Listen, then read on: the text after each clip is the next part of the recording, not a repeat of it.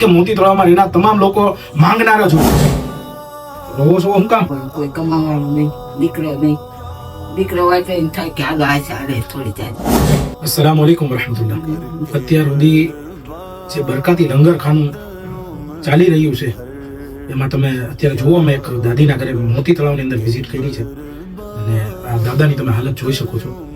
આ બરકાતી જે લંગરખાનું જે ચાલુ કરવામાં આવ્યું છે ને, ખરેખર આવા લોકો માટે જ કરવામાં આવ્યું છે.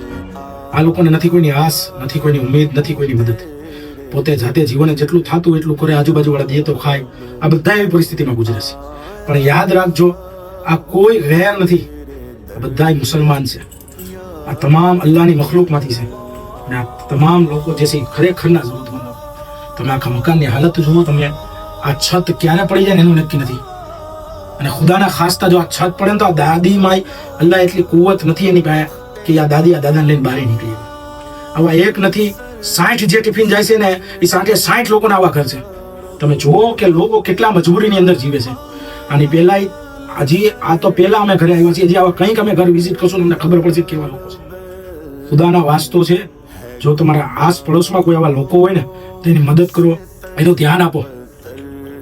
અલ્લાહ કાપ આપ્યું હોય ને તો થોડાકમાંથી થોડુંક ધ્યાન આપો. બેશક અલ્લાહ તમને માલ આપ્યો છે, તમારી પાસે ટાઈમ નથી, બહાર નીકળીને જોવાનો ટાઈમ નથી, પણ થોડોક તો ટાઈમ કાઢો. 2-5 મિનિટનો કાઢો, ખાલી આજુબાજુ પડોશ આડોશમાં જુઓ. આ લોકો મોતી તળાવમાં રહે છે એનો મતલબ એ નથી. ઘણા લોકોની મેન્ટાલિટી એવી છે કે મોતી તળાવના લોકો ખાલી માંગીને જ જીવે છે. એવી મેન્ટાલિટીથી બહાર આવો, એ સોચથી બહાર આવો. એ સોચને પાલવાનું બંધ કરી દો. તમારી સોચને લીધે આવા કંઈક લોકો પોતે જિંદગીની અંદર ભૂખા હોઈ જાય છે. બેશક પાલનહાર ખુદા જ છે, તમારે કે મારે નથી પાડવાના, પણ ઝરિયો તો આપણે બનવું પડશે ને. અલ્લાહ તમને મને કુવત આપી છે, તાકાત આપી છે, દેવાનો સલીકો આપ્યો છે, તો તહેકીક કરીને એટલું તો કામ કરીને આવો. હજી આ 1-2 ઘર નથી, હવે હજી આવા કેટલાય ઘર છે. અને ઇન્શાઅલ્લાહ અલ્લાહથી એટલી ઉમ્મીદ છે, જો અલ્લાહ તાકાત અને કુવત સાથે આ જિંદગી સલામત રાખી તો ઇન્શાઅલ્લાહ જ્યાં સુધી જિંદા છે ત્યાં સુધી આવા લોકોની સેવા કરશે અને આવા લોકોના ઘરે ઘરે ઇન્શાઅલ્લાહ ટિફિન સર્વિસ પહોંચાડવાનું કામ કરશે. આજે એક ટાઈમનું ચાલુ છે ઇન્શાઅલ્લાહ. અલ્લાહથી ઉમ્મીદ છે કે અલ્લાહ એટલી અમને કુવત ને તાકાત આપે કે અમે 2 ટાઈમનું ઇન્શાઅલ્લાહ એમના ઘરે ઘરે પહોંચાડવાનું કામ કરશે. અને અલ્લાહ તાકાત આપી અને લોકોનો સાથ અને સહકાર તો આ મકાન તમે જુઓ, ઇન્શાઅલ્લાહ મકાનને પણ એટલું સારું કરવાની કોશિશ કરશે. અસ્સલામુ અલૈકુમ.